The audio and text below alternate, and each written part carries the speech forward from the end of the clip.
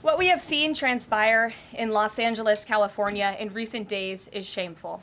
Left-wing radicals waving foreign flags viciously attacked ICE and Border Patrol agents as well as Los Angeles police officers. These criminals injured police, threw rocks at police cars and officers, burned vehicles, shut down freeways, and lobbed Molotov cocktails, all because the Trump administration was removing violent criminal illegal aliens from the city. These attacks were aimed not just at law enforcement, but at American culture and society itself. Rioters burned American flags, chanted "Death to ICE," and spray-painted anti-American slogans on buildings.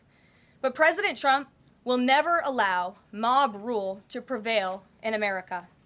The most basic duty of government is to preserve law and order, and this administration embraces that sacred responsibility. Democrats like Governor Gavin Newsom and Mayor Karen Bass shamefully failed to meet their sworn obligations to their citizens. They didn't have the courage to do the right thing and protect law-abiding Californians from rioters. That's why President Trump deployed the National Guard and mobilized Marines to end the chaos and restore law and order. The mob violence is being stomped out. The criminals responsible will be swiftly brought to justice, and the Trump administration's operations to arrest illegal aliens are continuing unabated. When the initial immigration enforcement actions took place on June 6th, Mayor Bass took to social media to say she was deeply angered by what has taken place. Mayor Bass then embarked on one of the most outrageous campaign of lies this country has ever seen from an elected official, blaming President Trump and brave law enforcement officers for the violence. She accused heroic American immigration and customs enforcement officers targeting illegal alien murderers, rapists, and pedophiles of, quote, sowing terror in communities and disrupting basic principles of safety in our city. Around the same time, Governor Newsom claimed that immigration enforcement actions were causing chaos. That's how radical Democrats have become.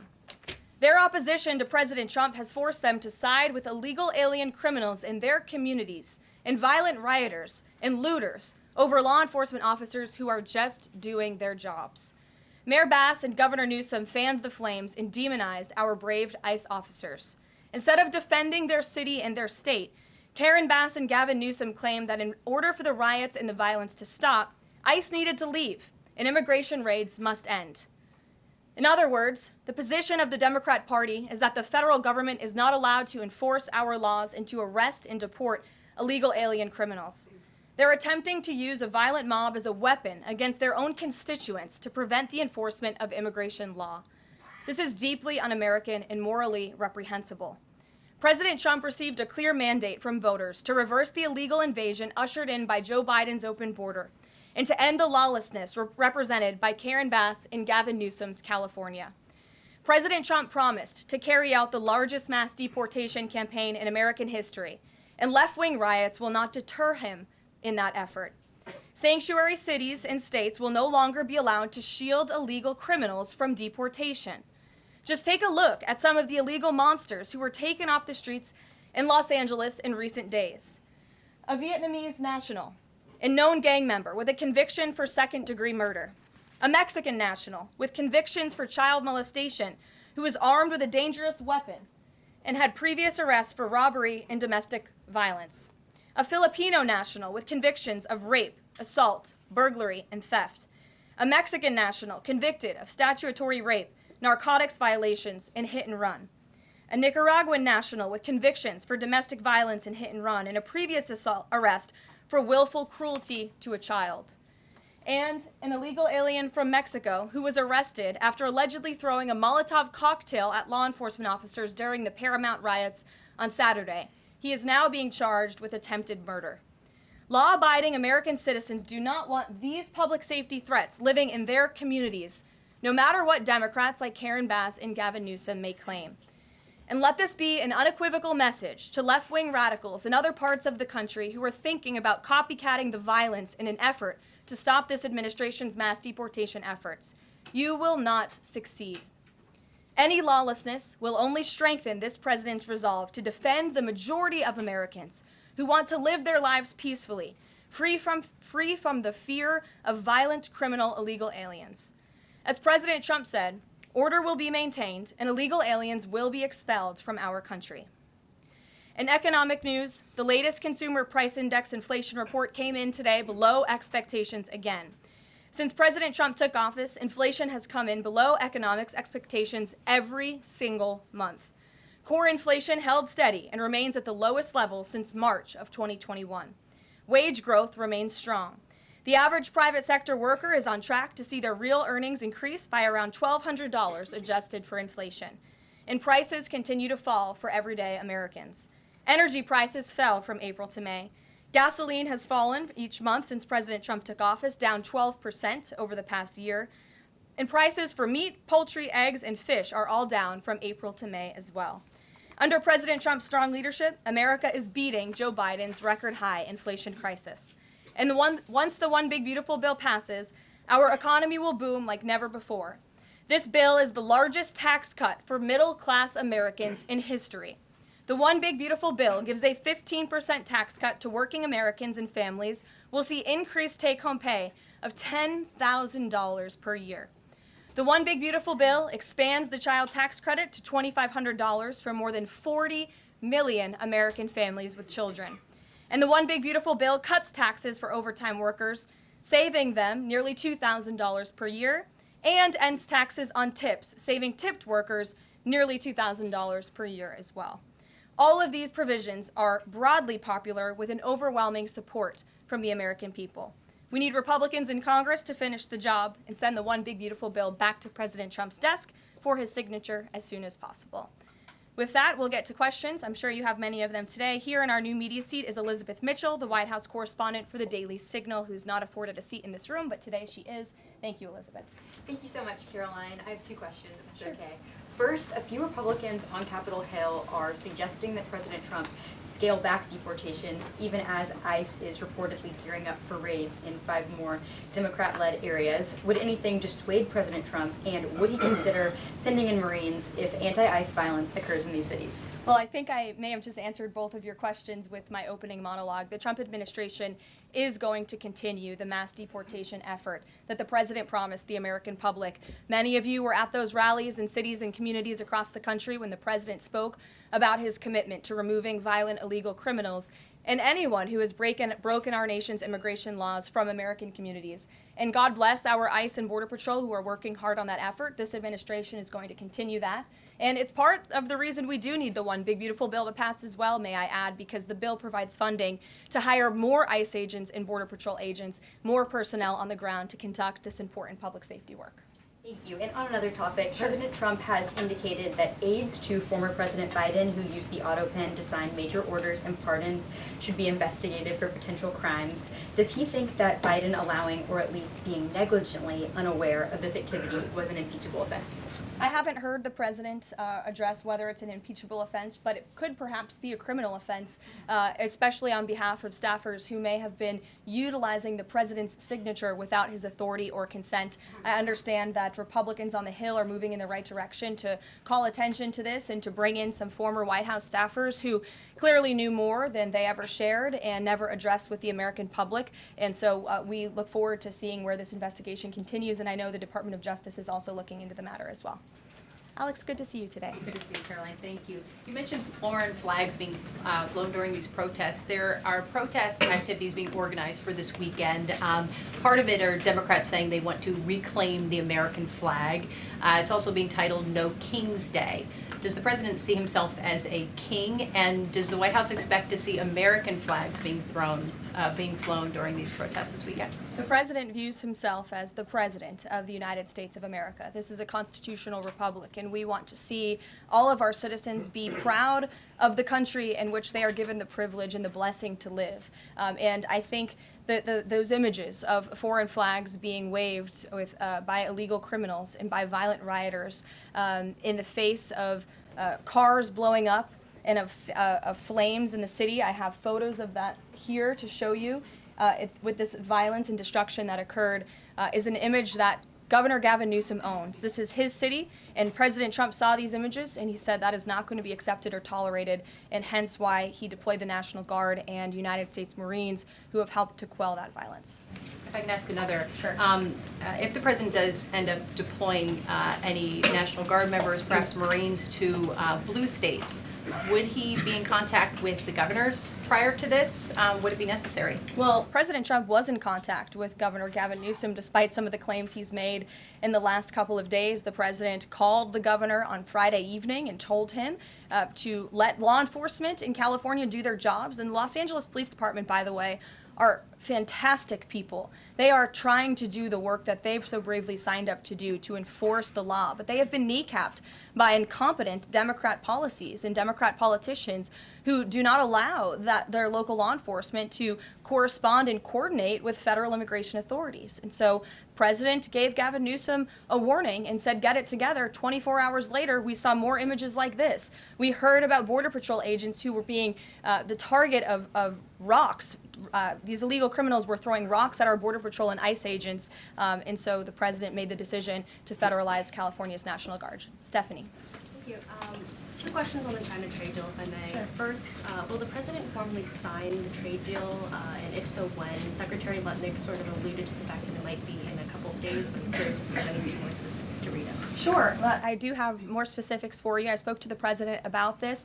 He spoke to his trade team, who did a fantastic job negotiating this on behalf of the United States and meeting with their Chinese counterparts. The president is talking to them about the details of it now. But what the president heard, he liked. China has agreed to open their markets to the United States separately of this deal. And when it comes to this deal, we're going back to the terms that were agreed upon in Geneva for the release of some of those critical minerals and the magnets from China to the United States. And we have agreed to fully comply with the Geneva Agreement as well. So the president is reviewing the details of that with his trade team now, and you'll hear more from him, I'm sure. And then the second question, on tariffs, Secretary Leavitt suggested that the tariffs would remain unchanged with China. I'm wondering if there's any room for them to negotiate even lower, or if this is the floor. I won't get ahead of any further negotiations. We're in a great place right now, and I would add that this is the result of a lot of hard work from the president and his team, and the president has a good and respectful relationship with President Xi, and as you know, they had a direct conversation which led to this success that the president announced on Truth Social this morning. JJ. On North Korea, has the president tried to resume dialogue with Kim Jong-un? There's some reporting that the president sent a letter and tried to give it to Kim Jong-un through some North Korean diplomats through the UN, and they declined to take it and send it to Kim Jong-un? The president remains receptive to correspondence with Kim Jong-un, and he'd like to see the progress that was made at that summit in Singapore, which I know you covered in 2018 during his first term. As for specific correspondence, I'll leave that to the president to answer. Sure. Good afternoon. Yeah, thanks. Back to the trade deal negotiations with China. Jimmy Lai, as you know, is a pro-democracy advocate, Catholic, sitting in solitary confinement in Hong Kong as we speak. His family believes he may be close to death. Did his name come up, Jimmy Lai's name come up in these negotiations with China? Not to my knowledge. I understand the negotiations were very much focused on our trade and economic relationship with China. Does the president believe he can free Jimmy Lai from prison? I'll check with the president. It's certainly an important issue, and I'll get back to you. Thanks, Caroline. The president said yesterday that paid insurrectionists were behind or involved in the protests in Los Angeles. Does the White House have any more details about who they believe is paying these protesters? The president spoke about this last night when he returned from Fort Bragg, because frankly the president has a lot of common sense. And if you look at some of the imagery that we have received from the Department of Homeland Security and ICE and law enforcement who are on the ground, you will see boxes and boxes of very professionalized masks and rioting equipment being dropped off for these protesters. So it's a good question the president is raising, and one we are looking into, about who is funding these insurrectionists and these rioters and these protesters and these illegal criminals. And I have updates for you on the numbers, by the way. Since June 6th, there have been 330 illegal aliens that have been arrested as part of these riots in Los Angeles. 113 of those illegal aliens had prior criminal convictions. And overall, and this includes arrests of American citizens, there's been 157 people arrested for assault and obstruction-related charges, including the attempted murder of a police officer with a Molotov cocktail. So who is funding these illegal aliens who are coming in with this very professional riot gear, it's a question everyone in this room who cares about truth should be asking. And we encourage your help in trying to get to the bottom of that question. Indina. Thank you, Karoline. About Elon Musk, he issued an apology this morning. Has the president accepted the apology, or does he think it's too little too late? The president acknowledged the statement that Elon put out this morning, and he is appreciative of it, and we are continuing to focus on the business of the American people. And has the administration started a review of Musk's government contracts, something that the president said he's considering? What do you mean by that? Has the administration started a review of the contracts that Musk and his companies currently have? No efforts have been made on that front as far as I'm aware. And just one more, if I may, on just everything sort of we've seen so far with the president's response to the LA protests. There is criticism that seems to suggest that the president responded the way he did because it was a deliberate, calculated attempt to sort of shift focus away from his feud with Musk. How would you respond to that? The president responded to the LA riots, condemning the violence from Musk.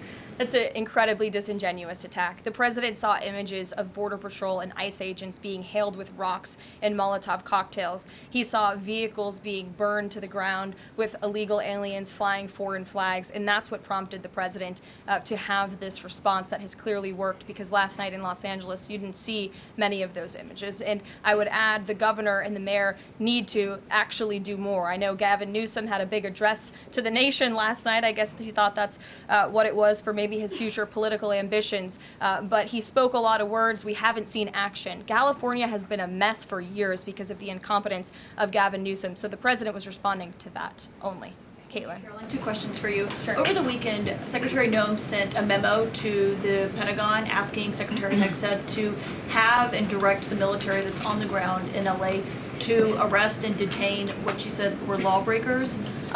Is the president okay with that? And under what authority would the members of the military be able to arrest people inside the United States? I can't speak for a letter that came from the Department of Homeland Security. I can't speak for the president and what's currently happening on the ground now. And as you know, the president federalized the National Guard under U.S. Code 10, which he has the authority to do.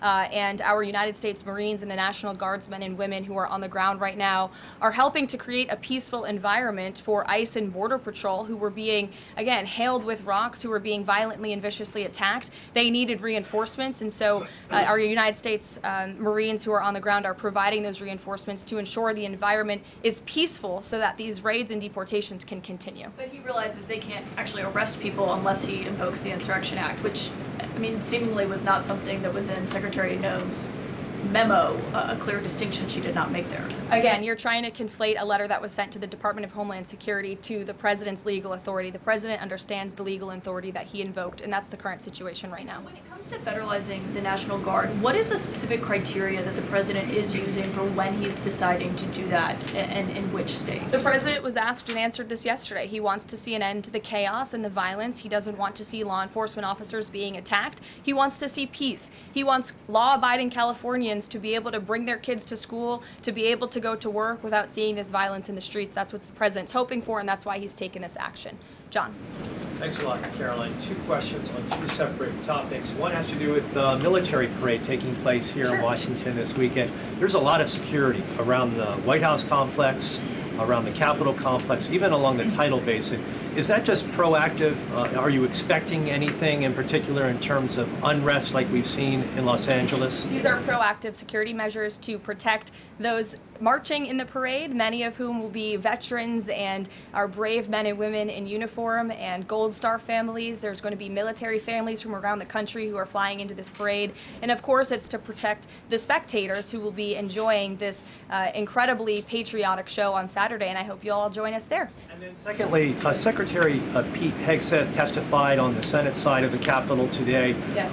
And he was asked about America's, the administration's view of Vladimir Putin's intentions, and specifically it was asked whether or not his intentions go beyond, his territorial ambitions go beyond Ukraine. When that question was posed to the chairman of the Joint Chiefs of Staff, General Kane replied that he does believe that his territorial ambitions go beyond Ukraine. but Secretary Hegseth says it's not clear at this point. How does the president view this issue? The president has spoken on this. He said, as he calls it, he believes Ukraine was always the apple of Putin's eye. And he made it very clear to Putin in his first term not to invade Ukraine. Putin didn't invade Ukraine because of President Trump's peace through strength foreign policy agenda and the effective deterrence policies that he implemented in the first term. Unfortunately, because of the weakness and incompetence of the previous administration, Vladimir Putin made the decision to invade Ukraine, and now we have this brutal war which the president is working very hard to end. Jasmine. Thanks so much, Caroline. The president warned that any protests on Saturday would be met with force. Can you clarify what kind of protest President Trump does support or find acceptable? The president absolutely supports peaceful protests. He supports the First Amendment. He supports the right of Americans to make their voices heard. He does not support violence of any kind. He does not support assaulting law enforcement officers who are simply trying to do their job. It's very clear for the president what he supports and what he does not. Unfortunately for Democrats, that line has not been made clear, and they've allowed this unrest and this violence to continue, and the president has had to step in. One question. So if there were peaceful protests on Saturday for the military parade, President Trump would allow that? Of course the president supports peaceful protests. What a stupid question. Raquel. Thank you so much, Caroline. Raquel, and then I can go to you, Francis. Go. Thank you so much, Caroline. I have two questions. One about Israel. Yesterday, the U.S. ambassador to Israel said the U.S. no longer is pursuing the goal of an independent Palestinian state. Can you confirm that the president is no longer supporting a two-state solution? And is President Trump considering diplomatic action against countries who takes action against Israel during next week UN conference? Right now, the president views the situation in Israel and Gaza as deeply unfortunate and needing to end. And the president is realistic about the current state of affairs in this region of the world. And that's why the president has said the number one focus and priority of the administration is to release all of the hostages from Gaza and to end this conflict as soon as possible. The administration is still pushing very hard for the release of all the hostages. And as for what happens next, clearly Gaza is an uninhabitable place. It needs to be rebuilt with the help of our Arab partners, and the president wants to see that happen as well. Take a couple more. One on the G7 engagement. President Trump is traveling there on Sunday. Other presidents beyond the G7 leaders are also going. President Lula from Brazil, President Sheinbaum from Mexico, and President Zelensky from Ukraine are also going. Do you have confirmation if President Trump is meeting any other leaders on the sideline of the G7? Yes. To know about the Lula engagement. I can confirm there will be quite a few bilateral meetings between the president and other foreign leaders. The White House is still working very hard to finalize that schedule, and we will provide that for you as soon as we have it. Great. Thanks, Caroline. Just back to the China trade deal, can you talk about the status of the export controls that the U.S. imposed? Are those no longer being imposed? We are fully complying with the Geneva Agreement. Go ahead. Sure. Thanks, Caroline. One foreign question for you and one domestic. The foreign, the president, of course, has said he would lift sanctions on Syria. Is there an executive order coming along soon to go do that? And is the president planning to try to get involved in any kind of a peace agreement between Israel and Syria that would disengage those two? To the best of my knowledge, the Treasury Department took action after the president made that announcement in Saudi Arabia. Okay. And then on the domestic side, you were just asked about the First Amendment rights issues. In the president's comments yesterday, though, he just said protesters would be strongly dealt with. In your list before, you referred to insurrectionists, rioters, and protesters together. Obviously, they're quite different from your earlier answer. I'm struck by the fact that the president has not at any point said the most important thing here is to protect the First Amendment rights of peaceful protesters. So I'm wondering, where in his hierarchy of interests does he place that? Is the First Amendment protection the most important? Is stopping violence most important? Why is he not out saying all peaceful protesters will be protected? I think two things can be important at the same time. And the president, as I just answered, supports the right of Americans to peacefully protest. He supports the First Amendment. But that is not the majority of the behavior that we have seen taking place in Los Angeles. We have seen mobs of violent rioters and agitators assaulting law enforcement officers, assaulting our federal immigration authorities. And we have seen, as I said, this goes back to what this administration is trying to do and accomplish, and that's enforcing law and order in our nation's communities. And it's removing public safety threats from communities in Los Angeles. You're saying the majority have not been peaceful, the majority have been violent. I just read for you the arrest numbers. We've arrested nearly 400 illegal aliens alone, just illegal aliens who have been arrested in these riots since June 6th, since they began. Thousands of people on the streets. Yeah, and we've had hundreds of people who have assaulted law enforcement officers. Are you saying that that's that's appropriate behavior? No, Are you no, saying I'm not that saying the that at all. president I'm shouldn't just take trying action? to figure out. The Democrat governor and the Democrat mayor of Los Angeles have failed their citizens. And the majority of Americans, the majority of Californians do not want to see law enforcement officers being assaulted in the streets. And thankfully, the president took action and stepped in to protect our federal law enforcement agents, to protect federal buildings, to protect the federal mission of deporting illegal criminals off of our streets. And that mission will continue every day as far as we're concerned. Thank you, guys.